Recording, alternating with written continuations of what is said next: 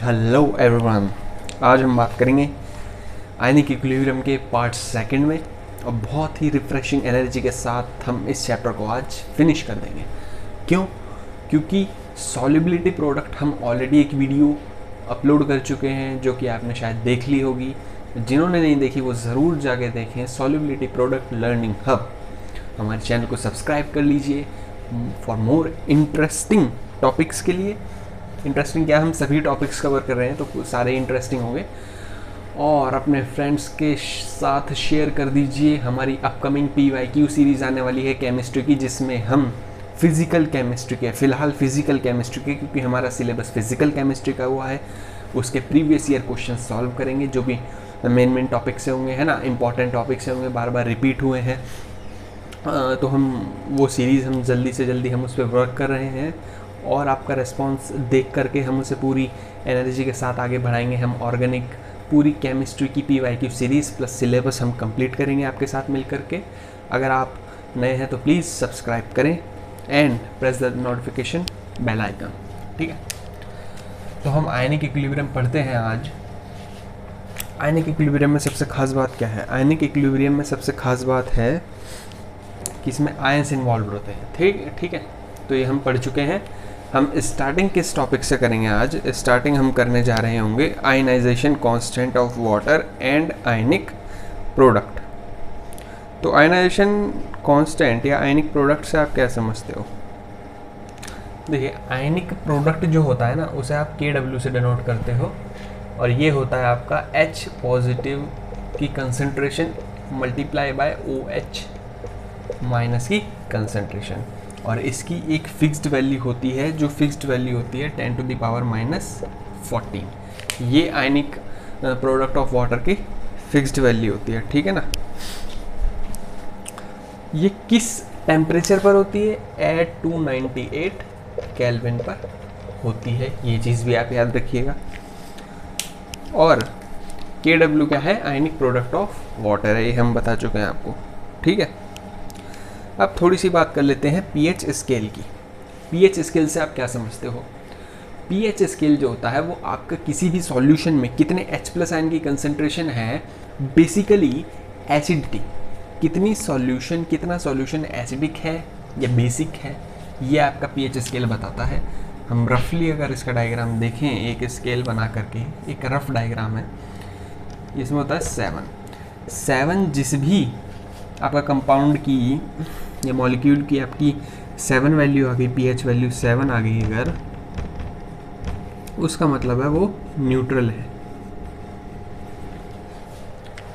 और अगर 7 से ज़्यादा आई है, 7 से ज़्यादा वैल्यू है, pH अगर ज़्यादा है 7 से, तो वो मीन्स बेसिक है, ये आपको पता ही होगी चीज़। और अगर 7 से कम है, pH अगर आपका कम है 7 से, तो आपकी हो जाएगी एसिडिक। ये बहुत ही बेसिक सी चीज़ें हैं। ये स्केल इस तरीके से होता है, ये बहुत ही रफ डायग्राम है, हम यहाँ इसमें ज़्यादा डीप जाने की ज़रूरत भी नहीं है आपको। बस एक आइडिया होता है कि pH स्केल वो चीज़ है जो आपको एसिडिटी बताए, सॉल्यूशन की H+ आयन की कंसंट्रेशन बताए। pH का एक फॉर्मूला है, पहले इसे नोट कर लीजिए, फिर हम बात करेंगे उसकी। हाँ जी, आपने नोट कर लिया? तो pH का फॉर्मूला होता है pH is equal to minus log H positive ion की कंसंट्रेशन। इससे आप pH निकालते हो, इसी कंसंट्रेशन की हेल्प से आप pH निकालते हैं। ठीक है, अब बात करें किस चीज़ की? एक और ख़ास बात की। एक चीज़ होती है pKa। तो ऐसे ही अगर हम आयनिक प्रोडक्ट ऑफ वाटर निकालें तो pKW अगर निकालना है हमें, तो वो किसका सम होगा? वो सम होता है pH का और pOH का।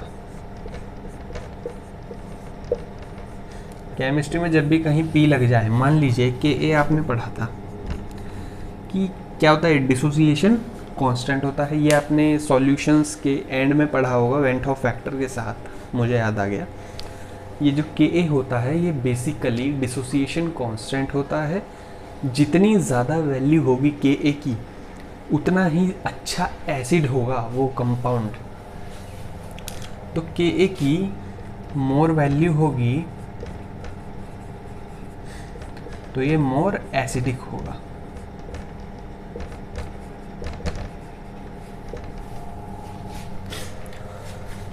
और एक होता है पीके। तो केमिस्ट्री में जब भी एक चीज़ के आगे पी लग जाए तो वो उस चीज़ की जो डेफिनेशन है वो अपोजिट हो जाती है। कैसे भाई, के ए जितना ज़्यादा होगा उतना ही ज़्यादा कंपाउंड एसिडिक होगा, लेकिन पी के ए जितना ज़्यादा होगा, मोर वैल्यू ऑफ पी के ए मीन्स लेस एसिडिक कंपाउंड। ये याद रखिएगा, पी के ए इनवर्सली प्रोपोर्शनल होता है एसिडिटी के, और के ए डायरेक्टली प्रोपोर्शनल होता है एसिडिटी के। तो यही हम समझा रहे हैं कि किसी चीज़ के पी लग गया अगर पीछे तो वो इनवर्सली प्रोपोर्शनल हो जाएगी उस क्वांटिटी के जिसके वो प्रोपोर्शनल था। ठीक है, अब देखते हैं इसी का और एग्जांपल है, इसे नोट कर लीजिए या यहीं पे ले लेते हैं। सपोज कीजिए H+ आयन की कंसंट्रेशन ज़्यादा है, तो आपको पता होगा कि H+ आयन की कंसंट्रेशन अगर ज़्यादा होती है, क्या ये दिख पा रहा है आपको प्रॉपरली आपको विजिबल है? जी हाँ। तो अगर H+ आयन की कंसंट्रेशन ज़्यादा है तो आपको पता होना चाहिए कि एसिडिटी ज़्यादा है सॉल्यूशन में। लेकिन अगर pH की कंसंट्रेशन ज़्यादा हो गई, H से पहले P लगा दिया जैसे यहाँ किया था, pH अगर ज़्यादा हो गया तो एसिडिटी कम है, बेसिसिटी ज़्यादा है, बेसिक कैरेक्टर मतलब ज़्यादा है। ठीक है ना, एसिडिटी कम है, क्योंकि हमने भी इससे पहले पढ़ा था, जो आपने नोट किया होगा कि pH अगर 7 से ज़्यादा आए तो क्या होगा, बेसिक सॉल्यूशन होगा।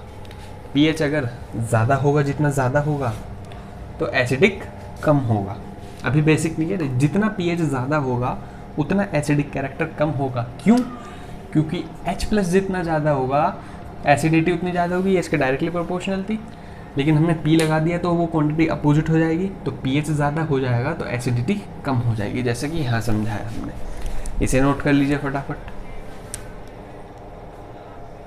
हाँ जी, तो आपने नोट कर लिया। अब हमें क्या देखना है? अब हमें देखना है डिग्री ऑफ आयनाइजेशन। ठीक है, तो मान लीजिए कोई एसिड है, एसिड को हमने Ha कहा।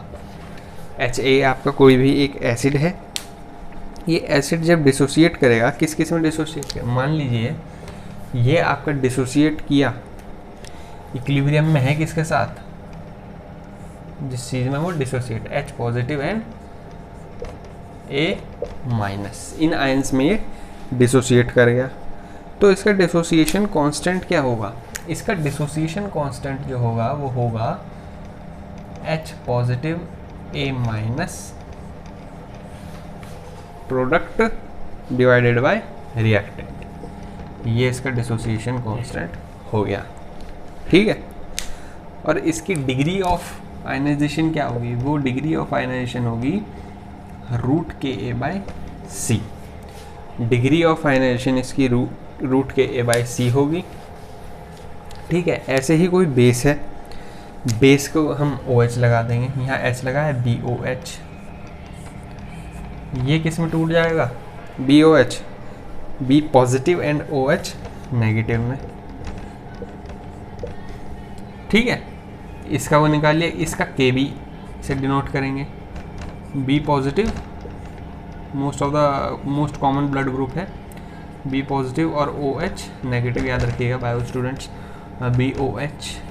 ठीक है, हम सोच रहे हैं कि बायो का भी कुछ ना कुछ स्टार्ट करें, बायो की भी कोई ना कोई सीरीज़, एक ऐसी सीरीज़ स्टार्ट करें जिसमें शॉर्ट्स हम बनाएंगे यूट्यूब के, और उसमें क्या होगा 30 सेकेंड्स और मोस्ट प्रोबेबली 1 मिनट में हम बायो से रिलेटेड फैक्ट्स जो होंगे या इतनी आपकी चीज़ें होंगी जो आपको एक नॉर्मल आपका स्टूडेंट भी देख सकता है ना।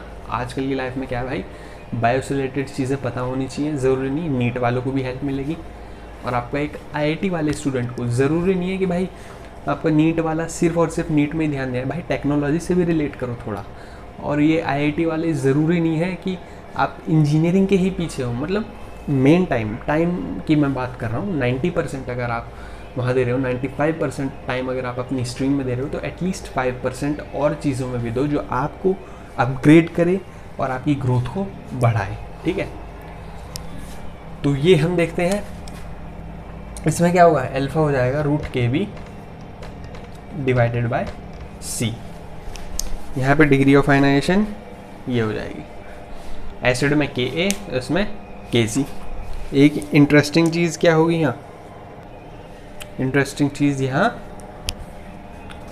यही देखने की होगी, ये प्रोडक्ट अपॉन रिएक्टेंट है और आपका ये यहाँ K होगा, यहाँ K भी होगा। इसमें और कोई इंटरेस्टिंग चीज़ नहीं है, बहुत सी सिंपल सी चीज़ है, इसे नोट कर लीजिए फटाफट, 1, 2 एंड 3। ठीक है, बात करें अब नेक्स्ट हम बात क्या करेंगे, नेक्स्ट हमें बात करनी है रिलेशन क्या है Ka और Kb के बीच में। एक टर्म आई है Ka और एक आई है Kb, Ka एसिड के लिए, Kb आपका बेस के लिए, इन दोनों में रिलेशन क्या है। देखिए Ka और Kb में रिलेशन है pKa, डायरेक्ट Ka और Kb में तो नहीं करता, इसमें P लगाना पड़ता है, pKa plus pKb is equal to pKw। इसमें ये रिलेशन है और यही रिलेशन हमारी काम आएगी, और एक हम टेबल पढ़ेंगे आगे जिसमें रिलेशन काम आएगी। pKw जो था ये एक और चीज़ के इक्वल था जो भी आप पढ़ के आ रहे हैं, POH प्लस pH, और इसकी वैल्यू क्या हो जाएगी, इसकी वैल्यू 14 होती है। क्यों, क्योंकि Kw की वैल्यू आपका 10⁻⁻14 होती है, तो pKw क्या हो जाएगा। भाई एक चीज़ बताओ, जैसे H प्लस की कंसंट्रेशन है कुछ X, ठीक है, तो pH क्या हो जाएगा, -log X, समझ रहे हो। तो जब Kw की कंसंट्रेशन 10⁻⁻14 है तो pKw क्या हो जाएगा, -log Kw। Kw कितना है, 10⁻14, और log 10⁻14 क्या होगा, किसके इक्वल होगा, -14 के, एक माइनस पहले से ही है तो ये 14 के इक्वल हो जाएगा। ये 14 के इक्वल है, इसीलिए इन दोनों का सम भी 14 के इक्वल होगा, क्योंकि रिलेशन ये कह रही है। ठीक है ना, यही चीज़ समझानी थी आपको। हमें अब फोकस किस पर करना है, हम फोकस करना है इस पर। ये रिलेशन है Ka Kb की Kw के साथ, ठीक है ना। वीक एसिड के लिए pK होता है -log Ka, फॉर याद रखिए वीक एसिड के लिए। और आपका जो आपका ये वीक बेस है, वीक बेस के लिए pK भी देखेंगे हम। वीक बेस के लिए pK भी होता है -log Kb। ये आ गया आपका वीक बेस के लिए, ये चीज़ें आपकी आ रही हैं, है ना। और इसमें क्या चीज़ आप देख सकते हो, फैक्टर्स अफेक्टिंग एसिडिक स्ट्रेंथ, बहुत ही इंपॉर्टेंट चीज़ आई है, फैक्टर्स अफेक्टिंग एसिडिक स्ट्रेंथ। इसे नोट कर लीजिएगा, रिलेशंस बहुत इंपॉर्टेंट हो सकती हैं आपकी। क्या क्या ऐसे फैक्टर्स हैं जो एसिडिक स्ट्रेंथ को अफेक्ट करते हैं, ठीक है। तो सबसे अगर पहले हम बात करें कि स्ट्रेंथ जो है किसी भी एसिड की, वो किस चीज़ पर डिपेंड करती है। किसी भी एसिड की जो स्ट्रेंथ है वो आपका क्या है ना, वो डिपेंड करती है strength and polarity of the HA bond. तो H का और A का जो बॉन्ड है, कोई एसिड था HA जो हमने लिया था, तो HA का जो बॉन्ड है, हाइड्रोजन के साथ कुछ चीज़ जुड़ी हुई है। भाई एसिड कौन था जो H+ दे सके, समझ रहे हो, OH- दे सके जो अच्छा वो है बेस, जो H+ दे सके वो एसिड। अब HA कोई एसिड है तो H के साथ कुछ जुड़ा हुआ है ना। तो हम क्या बता रहे हैं, हम बता रहे हैं कि strength of an acidic character, acidic character strength किस चीज़ पर डिपेंड करती है, वो आपकी डिपेंड करती है एसिड, आपका HA, एसिड में जो दो एलिमेंट्स हैं H और A, उनके बीच में कुछ बॉन्ड होगा, उन बॉन्ड की जो स्ट्रेंथ होगी और पोलैरिटी जो होगी वो क्या है, वो बताती है आपकी कि कितना अच्छा कौन सा एसिड है। अब एक आपको मैं ऑर्डर लिखवाता हूँ, HI, HBr, HCl, HF। अब मुझे इसका ऑर्डर बताइए कि कौन सबसे आपका अच्छा एसिड है और कौन सबसे बेकार एसिड है। ऑर्डर बताइए, सोचिए थोड़ा।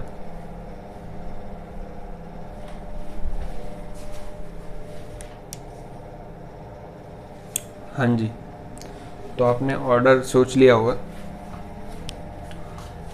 ऑर्डर होगा इसका ये।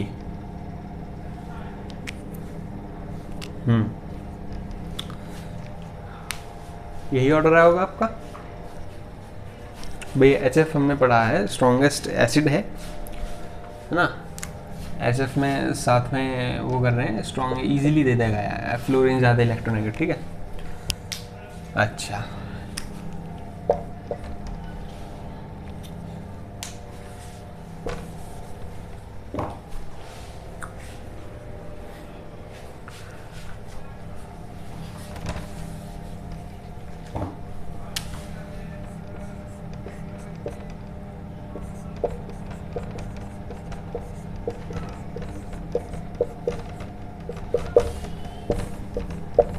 जिन भी स्टूडेंट्स का आया है ये सही है। जिनका ये आया है कोई बात नहीं, ज़रा सा भी गिल्ट नहीं होना चाहिए। अभी शुरुआत है। गिल्ट जीवन में या लाइफ में किसे होना चाहिए, जो भाई सीखने के लिए तैयार ही ना हो। समझ रहे हो, एक इंसान है उसे कोई चीज़ 30 साल की उम्र में पता चली है ना, और कोई इंसान है वो 20 साल की उम्र में ही वो चीज़ कर रहा है। लेकिन हम उस 30 साल वाले को टारगेट नहीं कर सकते, हम उसे कुछ बुरा कहने का हमारा कोई हक नहीं है अगर वो तैयार है 30 साल में भी सीखने के लिए। समझ रहे हो, मान लीजिए किसी को ड्राइविंग है, वो 30 साल में 30 साल का है, उसे ड्राइविंग नहीं आई, और कोई 15 साल के ही चला रहे हैं आजकल। तो ज़रूरी नहीं है कि वो हम 30 साल वाले को कुछ कहें कि यार एटलीस्ट ड्राइव तो कर लिया करो, ड्राइविंग भी नहीं आती तुम्हें। नहीं, हो सकता है उस पर रिसोर्सेज ना हो, सीखने के पैसे ना हो उसके पास, कुछ भी हो सकता है। तो नेवर जज a book by its cover. हाँ, अगर वो कहे कि मैं सीखने के लिए तैयार ही नहीं हूँ, आलस में पड़ा हुआ, तो आप कुछ भी कह सकते हो उसे। तो सीखने की इच्छा रखें, चाहे आपकी कोई भी एज हो। सीखने में कोई बुराई नहीं है, सीखने में कोई गलत बात नहीं है। चाहे 40 के हो सकता है आपके पास वो रिसोर्सेज ना रहे हों उस एज में, जिस एज में आजकल के बच्चों पे रिसोर्सेज हैं, है ना। तो सीखने के लिए तैयार रहो। गलत हो गया कोई बात नहीं, अब सीख लो। हाँ, गलती क्या होगी अगर अब भी नहीं सीखोगे, अब भी छोड़ दिया और दोबारा यही चीज़ आपने हरकत कर दी, तो भाई आपकी गलती होगी। अच्छा जी, बात करें मुंह में पानी आ गया, कुछ चीज़ें बन रही है शायद घर में। हाँ, तो ये ऑर्डर सही क्यों है? सही तो है, लेकिन क्यों है सही है? ये ऑर्डर सही इसलिए है क्योंकि जब आप HI की बात करो तो हाइड्रोजन तो एक छोटा सा वो हो गया, और आयोडीन जो है आपका बहुत ही बड़ा होता है इससे कंपैरेटिवली साइज में। ये नेगेटिव चार्ज है, ये पॉजिटिव। और एक चीज़ आपने पढ़ी होगी कि जितना छोटा पॉजिटिव होगा और जितना बड़ा नेगेटिव या एनायन होगा, उतना ही जो बॉन्ड होगा वो इजीली डिस्ट्रक्टिबल होगा और ये इजीली H+ प्रोवाइड कर देगा। तो HI जो है वो क्यों अच्छा एसिड है? क्योंकि ये बॉन्ड इजीली टूटेगा और ये इजीली H+ अवेलेबल होगा, और जो इजीली H+ अवेलेबल करा दे वो एक अच्छा एसिड है। ये हम पढ़ चुके हैं स्टार्टिंग के लेक्चर में, ठीक है। हाँ, इसके ड्रॉबैक था, अर्हेनियस कॉन्सेप्ट जो था, यही तो कॉन्सेप्ट था कि H+ वाला। इसके ड्रॉबैक्स थे कुछ, AlCl3 जिसमें Na2CO3 ऐसे एसिड बेस हैं जिसमें H+ नहीं है, लेकिन जिसमें नहीं है उसी में तो ड्रॉबैक है भाई। जिसमें है उसमें तो हम लगा सकते हैं अरहेनियस कॉन्सेप्ट, तो उसमें लगा रहे हो। क्योंकि ये चीज़ क्यों बताई मैंने कि बहुत से सोच रहे हो कि भाई अरहेनियस कॉन्सेप्ट तो मतलब बेकार ही हो गया होगा। बट बेकार नहीं हुआ, वो बेकार नहीं, वो ड्रॉबैक्स थे उसके कुछ। तो ज़रूरी नहीं कि ड्रॉबैक्स थे तो पूरी थ्योरी ही कैंसिल कर दो तुम। भाई जिसमें H+ है उसमें तो आप एटलीस्ट लगा ही सकते हो। तो यहाँ H+ है, निकल रहा है, तो अरहेनियस कॉन्सेप्ट लगाओ जो इजीली दे देगा। इजीली कौन देगा? जो बॉन्ड इजीली तोड़वा पाएगा, जो इजीली बॉन्ड तोड़ के H+ निकाल ले। तो HI में इसीलिए ये बड़ा ये छोटा और ये बॉन्ड वीक हो जाएगा, तो ये इजीली अवेलेबल होगा H+। दूसरा एग्जांपल देखें, अगर दूसरा हम देखते हैं CH4NH3, CH4NH3 H2O and HF। इसमें ज़रा सोच के बताएं कि कौन सा अच्छा एसिड होगा। ये होगा ऑर्डर, ठीक है, ये भी गलत है। ऑर्डर क्या होगा फिर? ऑर्डर होगा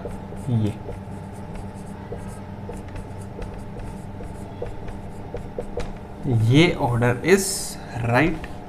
जिसका ये गलत है कोई बात नहीं, आज सीख लो, नेक्स्ट टाइम गलती नहीं होनी चाहिए। ये क्यों सही है, ये ज़रा सोचिए क्यों सही है। ये इसीलिए सही है क्योंकि हम बात करें, अगर यहाँ तो देखिए हाइड्रोजन था सब में, नहीं हाइड्रोजन तो खैर इनमें है, लेकिन हाइड्रोजन की वैल्यूज़ यहाँ डिफ़र कर रही हैं। यहाँ H था, या कहीं 4 है, कहीं 3 है, कहीं 2 है, कहीं सिंगल है। यहाँ क्या चीज़ देखते हैं? यहाँ हम चीज़ देखते हैं इलेक्ट्रोनेगेटिविटी। इलेक्ट्रोनेगेटिविटी ये याद करो आप, एक पीरियड है। Lithium, beryllium, boron, carbon, nitrogen, oxygen, fluorine, ठीक है, ये पीरियड होगा याद आपको। तो इस पीरियड में क्या होता है, इलेक्ट्रोनेगेटिविटी जो होती है आपकी वो इंक्रीज करती है पीरियड में। इलेक्ट्रोनेगेटिविटी इज इलेक्ट्रॉन लेने की टेंडेंसी, कौन कितनी पावर से इलेक्ट्रॉन अपनी तरफ खींच सकता है, वो ही इलेक्ट्रोनेगेटिव होती है। तो पीरियड में ये जो होती है इलेक्ट्रोनेगेटिविटी, ये आपका क्या करती है, इंक्रीज करती है, बढ़ती है। तो यहाँ जब यहाँ इसकी सबसे हाईएस्ट होगी, आपने पढ़ा भी होगा, फ्लोरीन की electronegativity is the most highest, ये मतलब हाईएस्ट, मोस्ट क्या लिखना है, हाईएस्ट ही। अप्रॉक्स 4 होती है, ये पॉलिंग स्केल होता है सब, ये वो एक्सेट्रा है, हम पीरियोडिसिटी में देखेंगे इनऑर्गेनिक के उसमें, तो वो सब चीज़ें हैं, पॉलिंग स्केल वगैरह।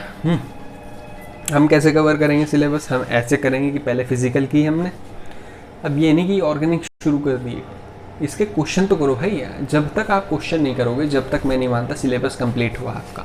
क्वेश्चन भी 3-4 बार अपनी तरफ से, मैं तो एक बार ही कराऊंगा, अपनी तरफ से 3-4 बार क्वेश्चन करिए, और हम यहाँ आपको सॉल्यूशन देने बैठे हैं। कोई डाउट्स हैं मुझे आप DM करिए इंस्टा पे, जो डाउट्स हैं सारे वो कलेक्ट करके मैं आपके एक वीडियो बना दूँगा, उसमें मुझे कोई प्रॉब्लम है नहीं। आप ये देखें कि इलेक्ट्रोनेगेटिविटी तो बढ़ी, लेकिन इलेक्ट्रोनेगेटिविटी से बता कैसे पा रहे हैं हम कि कौन अच्छा एसिड है या कौन वो है? तो जानते हैं हम कि इलेक्ट्रोनेगेटिविटी से क्या फ़र्क पड़ता है, इसे नोट कर लीजिएगा। देखिए जैसे HF है, फ्लोरीन है, मोस्ट इलेक्ट्रोनेगेटिविटी एलिमेंट है पूरी केमिस्ट्री में, एलिमेंट कंपाउंड नहीं, तो इसे खींच लेगा, इस पे नेगेटिव चार्ज आएगा, इस पे पॉजिटिव चार्ज आएगा। अब जब ये नेगेटिव चार्ज सारा इससे खींच लेगा, तो भाई इसे इसकी क्या ज़रूरत है, इसे बहुत इजीली आपको लीव कर देगा। अब आप कहोगे यार प्रीवियस क्वेश्चन में वो ये कॉन्सेप्ट क्यों नहीं लगाया, क्योंकि फ्लोरीन तो मोस्ट इलेक्ट्रोनेगेटिव हो इजीली। अरे भाई वहाँ H सेम था, यहाँ H अलग अलग है, H की वैल्यू लेंगे 4 है या 3 है। तो जब ऐसे ऐसे हो आपका, तो आप क्या लगाते हो, इलेक्ट्रोनेगेटिविटी लगाओगे। और जब सेम HI HF हेलोजेंस के साथ जो सेम H आपके बॉन्ड बना रहा है, सिंगल H बॉन्ड बना रहा है, तब आप कॉन्सेप्ट लगाओगे पोलैरिटी का एंड स्ट्रेंथ ऑफ बॉन्ड का। अभी क्या लगाओगे कि भाई ये नेगेटिव चार्ज सारा खींच लेगा H से, इस पे पॉजिटिव बचा, इसे छोड़ देगा। और क्योंकि आपने रेजोनेंस में एक रूल पढ़ोगे कि मोर इलेक्ट्रोनेगेटिव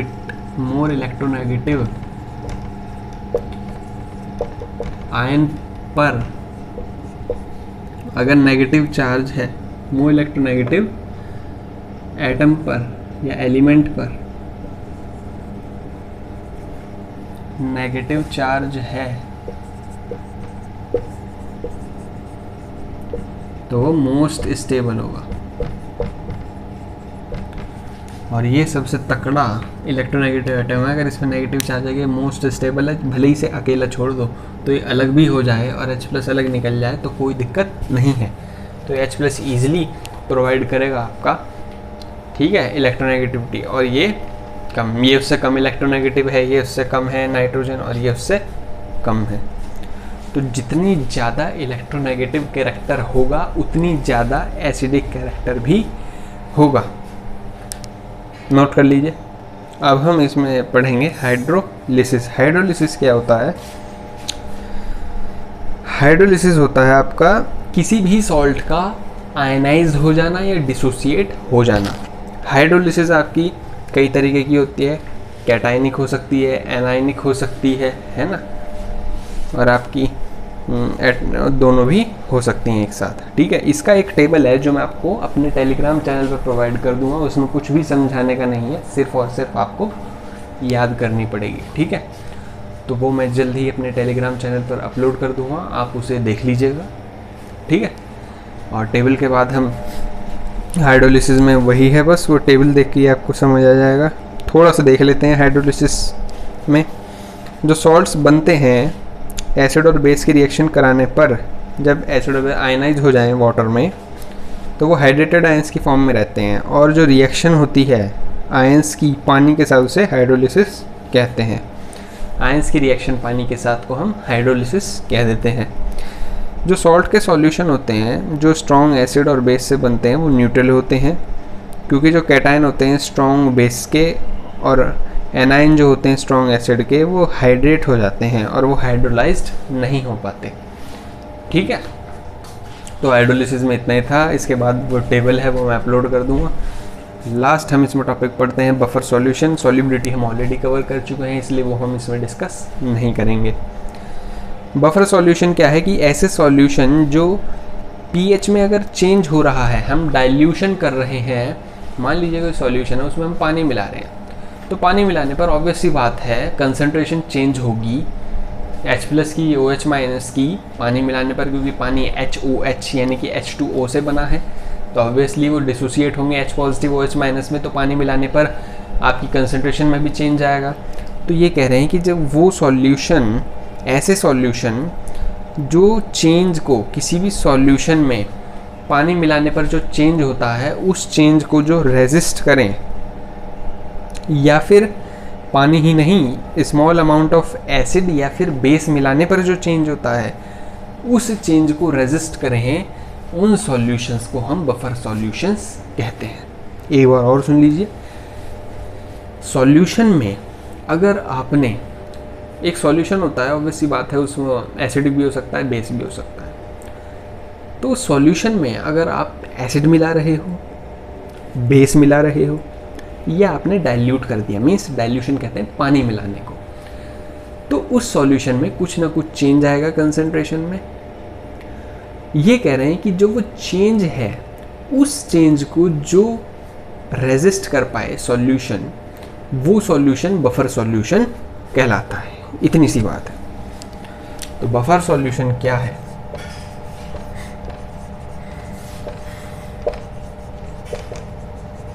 बफर सॉल्यूशंस क्या है? ऐसे सॉल्यूशंस,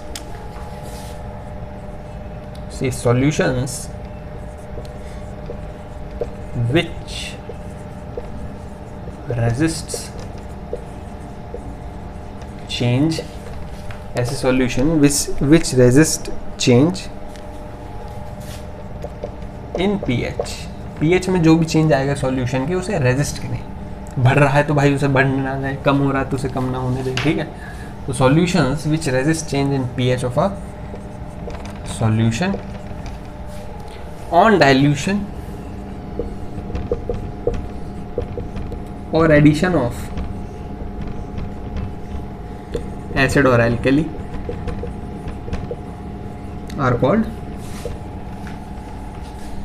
बफर सॉल्यूशंस। क्या कहते हैं हम उन्हें? बफर सॉल्यूशन, ठीक है। इंक आपको फिलअप करनी पड़ेगी। 30 मिनट का वो लेक्चर हो चुका है। हाँ जी, तो बफर सॉल्यूशंस को इंक हम फिलअप करके आ चुके हैं। इसे नोट कर लीजिए डेफिनेशन को, 1, 2 एंड 3। टाइम बचाने के लिए हमें पहले लिख लेना पड़ेगा, फिर आपको समझाएंगे। चलिए, तो हम नोट कर लिया, टाइम बचाना है हमें। अप्रॉक्स 30 आवर का हमें लेक्चर करना रहता है, थोड़ा सा ही ज़्यादा हो जाएगा क्योंकि चैप्टर अपनी समाप्ति की ओर है। बफर्स होते हैं आपके दो तरीके के, simple and mixed. Simple buffers क्या होते हैं? Just weak acid and weak base का कॉम्बिनेशन। वीक एसिड कैसे? CH3COOH है कोई एसिड, आपका एसिडिक एसिड जो कि एक वीक एसिड है, और अमोनियम आपका NH4OH एक वीक बेस है। जब CH3COOH और NH4OH को मिलाएंगे तो HOH अलग निकल जाएगा और ये अलग से आपका वो बन जाएगा मिक्सचर। अमोनियम एसिटेट कहते हैं इसे, और ये एक सिंपल बफर है। इसमें जब आप पानी है वो मिलाओगे तो ये रेजिस्ट करेगा। अच्छा जी, बात करें एसिडिक और बेसिक बफर। एसिडिक क्या होते हैं, ये थोड़ा ध्यान देने वाली बात है। वीक एसिड और salt of this weak acid with strong base. Acid तो वीक है, लेकिन एक तो वीक एसिड, उसमें हमने क्या मिक्स कर दिया, इसी वीक एसिड का सॉल्ट जो कि बना इस वीक एसिड को किसी स्ट्रॉन्ग बेस से मिला करके। सपोज कीजिए एक वीक एसिड है CH3OOH, तो वीक एसिड एंड और क्या चीज़ मिक्स करी, plus salt of this weak acid, इस वीक एसिड का सॉल्ट जो कि बना है इस वीक एसिड को मिला करके इस किसी स्ट्रॉन्ग बेस के साथ, ठीक है। NaOH सोडियम हाइड्रोक्साइड एक स्ट्रॉन्ग बेस है, NaOH, और जब CH3COOH को मिला है तो आपका ये बना, और इन दोनों के मिक्सचर को आप कहते हो एसिडिक बफर। ये बना होगा एसिडिक बफर। बात करें बेसिक बफर की, जस्ट इसका अपोजिट होगा। वीक एसिड था, यहाँ वीक बेस हो जाएगा, and salt of this weak base with a strong acid, just opposite. याद करने की चीज़ है, weak base NH4OH weak base है, इस वीक बेस का salt of this weak base NH4OH को जब HCl जो कि एक स्ट्रॉन्ग एसिड है, किसी स्ट्रॉन्ग एसिड के साथ मिला करके किसी वीक बेस का जो सॉल्ट बना, उस सॉल्ट को अगर वीक बेस के साथ मिला दें तो वो बेसिक बफर बनाएगा। बात खत्म, ठीक है। नोट कर लीजिएगा इसे। हाँ जी, तो बात थोड़ी सी और बात कर लीजिए कि हम pH कैसे निकाल सकते हैं किसी भी एसिडिक बफर का या फिर किसी भी बेसिक बफर का। तो जो एसिडिक बफर होता है उसका pH अगर आपको निकालना है तो ये होगा pH is equal to pKa plus log, acid है तो Ka आएगा, तो pKa plus log salt upon acid, pKa plus log salt upon acid, pKa plus log salt upon acid. इसी को आप और तरीके से लिख सकते हो, या एक और फॉर्मूला आपको निकल के आया, pKa plus log conjugate base divided by N acid. यहाँ सॉल्ट भी लिख सकते हैं, और एक अगर आपको न्यूमेरिकल में किसी और तरीके से पूछ लिया तो कॉन्जुगेट बेस भी लिख सकते हैं। बात करें बेसिक बफर की, तो pH is equal to, base है तो pKb आएगा, तो pKb plus log salt upon base, pK log salt upon acid, बस बेसिक कर दिया, तो बेसिक में आएगा pKb plus log salt upon base. इसमें भी आप ऐसे कर सकते हो, pKb plus log conjugate acid upon base, conjugate acid आ जाएगा बस यहाँ पर, ठीक है।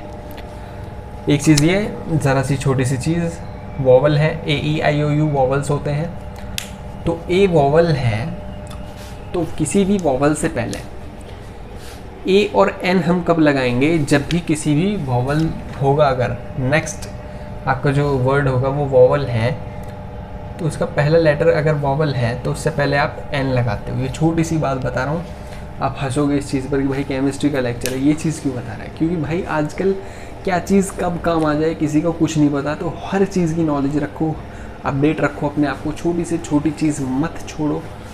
क्या पता किसी आप क्विज़ में बैठो कभी लाइफ में अपने मौका मिले और वो क्विज़ आपकी लाइफ चेंज करने वाली हो और उसमें आपसे ये ना बताया जाए तो कितनी बेइज्जती वाली बात है। तो हर चीज़ को अप टू डेट रखो। हम सोच रहे हैं कि भाई रेगुलरली हम एक नया वर्ड पोस्ट करें शॉर्ट्स की फॉर्म में, एक नया इंग्लिश का डेली एक वर्ड हम आपको नोटिफिकेशन बेल आइकन अगर आप प्रेस कर लें अपना, तो हम एक वर्ड वो करें, आपके नोटिफिकेशन आए कि ये क्या वर्ड है। आप एक 30 से 40 सेकंड या 1 मिनट की ज़्यादा से ज़्यादा एक वीडियो देखें, उस वर्ड से रिलेटेड जितने भी सेंटेंस हैं, यूज़ करने का तरीका। तो हम भाई ऐसे अपडेट करते रहें अपने आप को। हम स्टार्ट करने जा रहे हैं बस एक सीरीज़ सोच रहे हैं हम, तो आइडिया सोच सकते हैं आप, अपना रेस्पॉन्स ज़रूर शो करें, ठीक है। तो अगर यहाँ वॉवल से पहले है तो एन लगाएंगे और ये बी एक वॉवल नहीं है तो यहाँ ए लगा, ठीक है। तो इसी चीज़ के साथ हम अपना लेक्चर आज ख़त्म करते हैं। हमारा चैप्टर इक्विलिब्रियम कंप्लीट हो चुका है अपनी तरफ से। आपका काम है न्यूमेरिकल्स ट्राई करना, फिर हम PYQ सीरीज़ करा रहे हैं। आप जहाँ से भी न्यूमेरिकल्स करिए वहाँ से करिए, हमारा मेन फोकस होगा PYQs पर, क्योंकि आजकल जो नीट का एग्ज़ाम आ रहा है वो बेसिक सा आ रहा है, बहुत सिंपल आ रहा है। आप आपकी प्रिपरेशन स्ट्रॉन्ग रखिए। हमारा काम है कि जो बेसिक प्रिपरेशन है 45 में से एटलीस्ट 35 क्वेश्चंस आपके PYQ बेस्ड ही आएंगे, वो हमारा कवर कर लेंगे हम, ठीक है। तो चलिए इसी के साथ हम चैप्टर कंप्लीट करते हैं इक्विलिब्रियम। हमारी फिज़िकल केमिस्ट्री कंप्लीट हो गई है, बहुत ही ज़्यादा बधाई हो। अब PYQ सीरीज़ आने वाली है और हम दिवाली तक अप्रॉक्स PYQ सीरीज़ भी ख़त्म कर चुके होंगे। जी हाँ, होप सो ख़त्म कर लें दिवाली तक, थोड़ा लेट हो जाए तो कोई बात नहीं। तो पढ़ाई करते रहें, subscribe our channel, share our channel. All the best.